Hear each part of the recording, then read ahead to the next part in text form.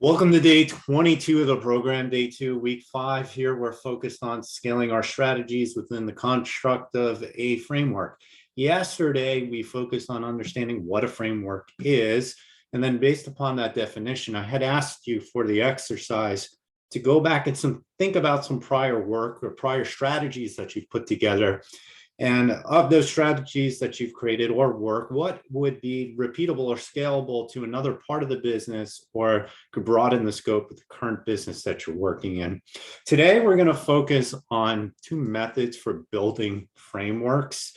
Remember, frameworks are scaled strategies, or so 2 different approaches to doing this.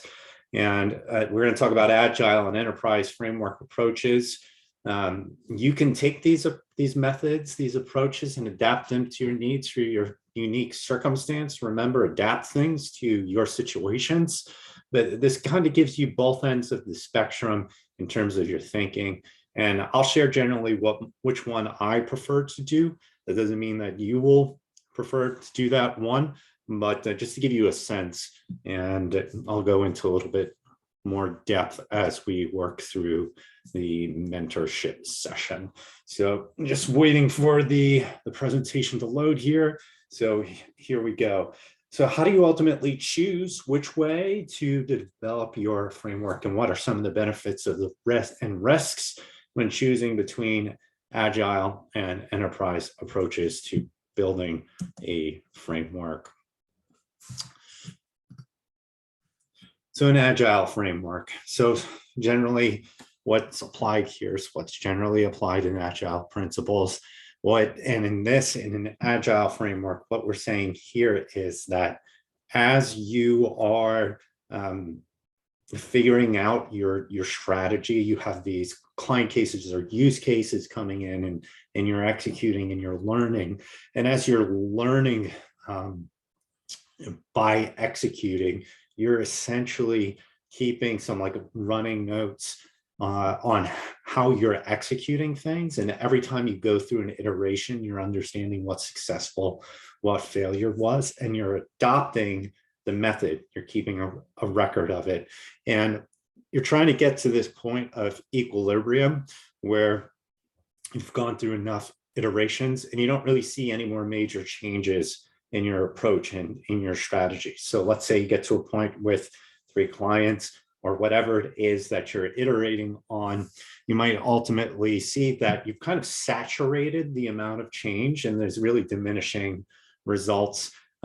Anything that you might change would be minor and slightly incremental. And that's a signal, okay, you've squeezed as much as you can by learning from the approach and refining the method.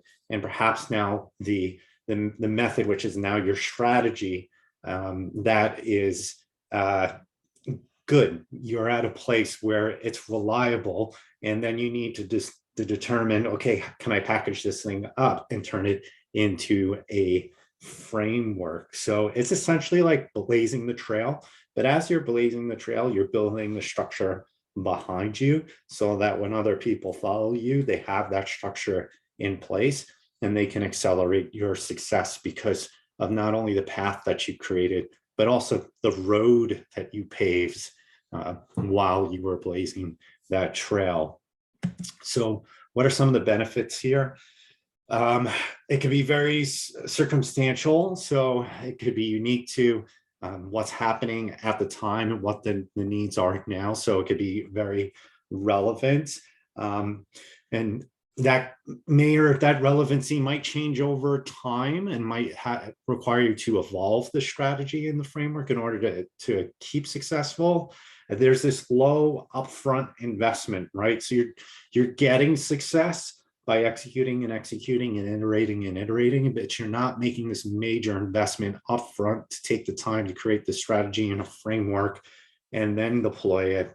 You're doing it as you go, and you're kind of backfilling it. And it's a good method if you're in a growth situation, because it doesn't allow the strategy and the framework to hamper you from trying things and getting out there into the marketplace. Some of the cons, sometimes certain stakeholders, when they're asking about your strategic approach, if you don't sit down for a quarter and you define everything out and they don't get Agile, They may think that you don't necessarily know what you're doing, so you may have to make them aware of the approach that you're doing and to sell that approach. And so anticipate that you might have to explain that, especially with someone that doesn't understand this approach. So what's an enterprise framework? An enterprise framework basically is before you start executing the strategy and iterating it out, you're being very methodical and you're planning it out, you're anticipating the steps, and you're creating the collateral before you necessarily start to execute. So you probably would do this if you've had a lot of prior experience and you're confident in building out the strategy before you execute. It should be very well informed by that opinion. If you really don't have the data, I highly would recommend more of the Agile approach. It can take some more time, but that thorough planning may help to drive some efficiency and reduction of cycles that you're spending in terms of the execution of the strategy, and keeping an eye on how you might make that strategy portable to other parts of the company. So if you don't have a lot of experience in this particular area of work that you're doing, you might want to consider more of the Agile approach. If you do have more of experience in the area and you want to apply it before you start doing the work, then consider the enterprise approach. So some of the cons with going enterprise first, it could be a particular investment upfront. You could spend a critical amount of time on putting the strategy together, which will ultimately turn it into a framework, and building out all that structure before you even start. That creates a huge risk in terms of opportunity cost.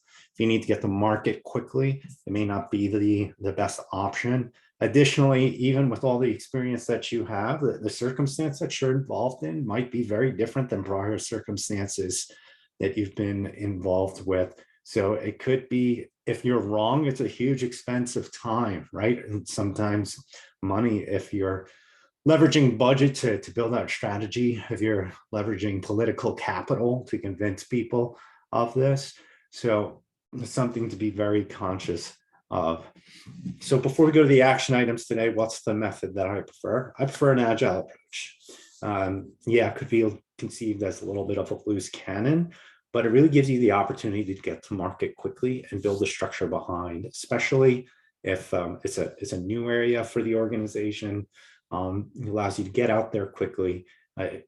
Don't just focus on bringing to market as fast as possible, but build the structure behind you so that others that follow can leverage that structure, that framework, and implement your strategies as well and be successful. So generally, I prefer this. I just like to start driving demand, bringing in revenue for the business, and an enterprise model or an enterprise method for building out framework. From most of my experiences is the trade-off on the opportunity cost versus leveraging prior experience and kind of thinking it out isn't worth it. Also, I've just, in my own experience from an enterprise approach, sometimes it's left me more susceptible to over-engineering strategies when things don't ultimately go the 100 different steps that I thought it would go. So my preference is an Agile approach. So practice thinking about any prior work that you've done or future work that you're taking on. And as you start to take on that work and you're building out your strategy and the methods and the steps which other people could take and implement to replicate your strategy, are you going to take that Agile approach or that enterprise approach? All right, we'll see you tomorrow when we cover our next topic.